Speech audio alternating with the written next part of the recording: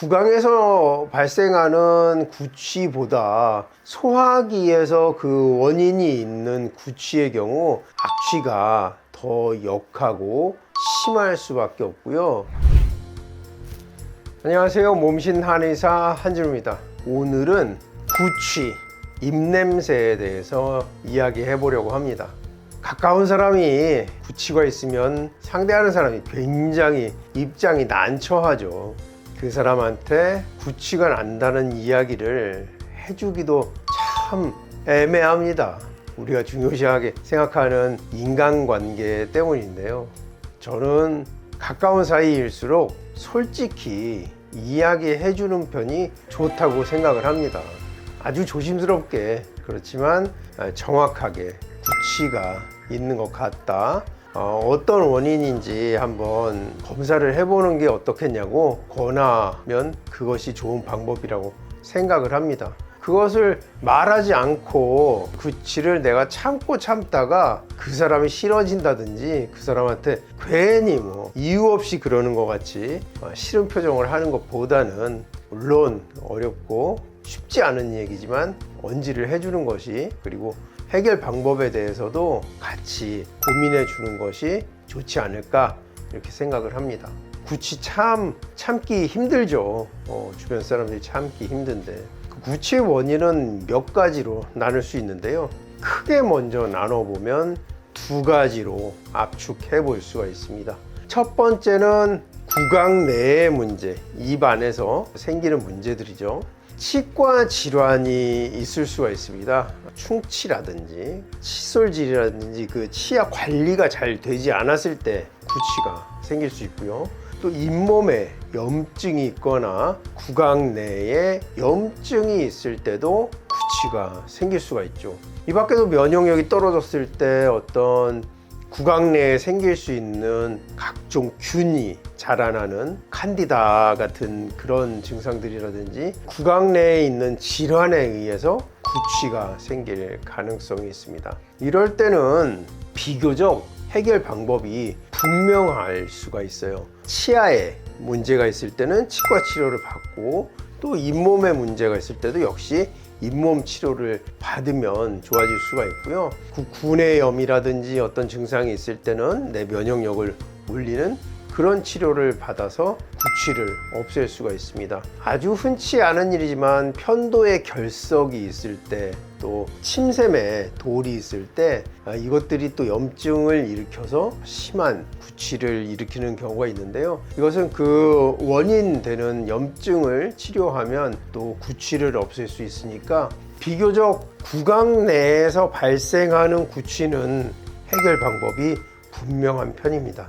두 번째는요, 소화기에서 구취가 발생하는 그런 경우입니다. 이게 무슨 소린가 하실 텐데요. 위에 염증, 한의학에서는 위에 열이 있을 때 부숙, 썩는 냄새가 난다, 이렇게 설명을 하거든요. 이 염이라는 것은 무엇입니까? 염증이라고 할 때 염자는 불화자가 두 개, 열이 난다는 뜻이죠. 그래서 위에 열이 있다는 것이 위에 염증이 있다고 이렇게 볼 수가 있는 것이죠. 불규칙한 식사를 한다든지 과식과 결식을 반복하는 식습관, 이런 여러 가지 원인들, 또는 원인 없이 선천적으로 소화기가 약해서 위에 염증이 있는 경우 심한 구취가 발생을 하게 됩니다. 구강에서 발생하는 구취보다 소화기에서 그 원인이 있는 구취의 경우 악취가 더 역하고 심할 수밖에 없고요. 그 원인이 아주 우리 인체 내부 깊은 곳에 있기 때문에 그 구취 역시도 굉장히 그 고질, 오래 가고 원인 제거가 덜 되는 경향이 있습니다. 첫 번째는 이 원인을 제거하기 위해서는 위의 염증을 가라앉히는 치료를 하는 것이 중요합니다.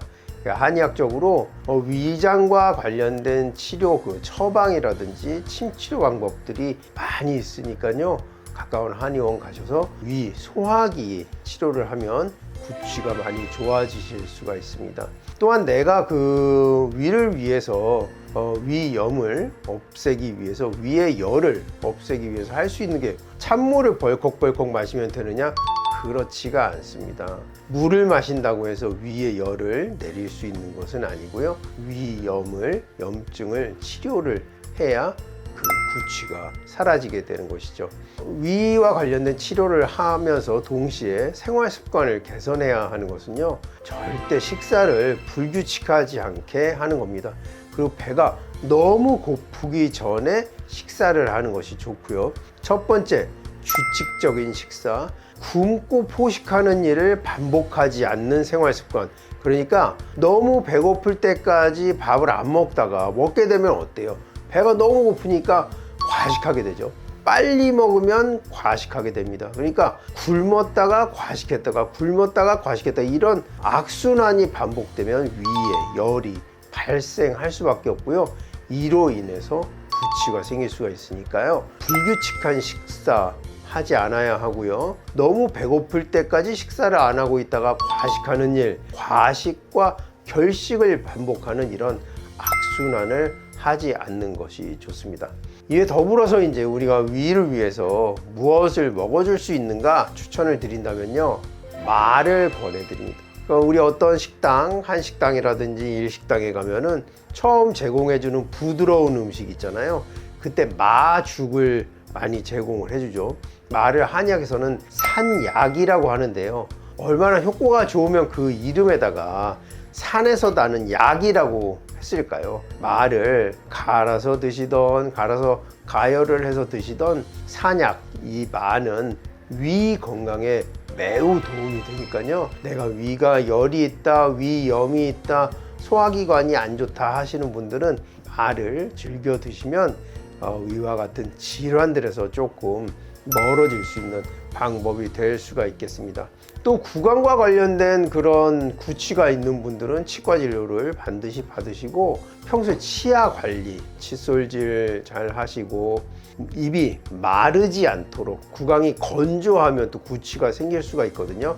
그래서 물을 조금씩 자주 섭취하는 습관, 구강의 위생 관리, 그 다음에 전신의 컨디션 관리가 매우 중요합니다. 우리 면역력이나 컨디션이 떨어졌을 때 구강 내에 염증이 생기면 이게 구취를 일으킬 수 있기 때문인데요. 구강 위생 관리하시고 입이 마르지 않도록 자주 물 조금씩 마시는 습관, 그 다음에 내 면역을 지킬 수 있도록 컨디션 조절을 잘 해주는 것, 이런 것들이 이제 구강에서 원인이 되는 구취 발생 억제에 도움이 되겠습니다. 그 다음에 소화기관에서 발생하는 구취는 위장의 질환을 없애는, 그러니까 불규칙한 식사하지 않기, 과식과 결식 반복하지 않기, 그다음에 위장의 상처를 일으킬 수 있는 자극적인 음식 줄이기, 그러니까 맵고 짜고 이런 시고한 이런 음식들, 너무 강한 향신료라든지 이런 것들을 줄여주고요.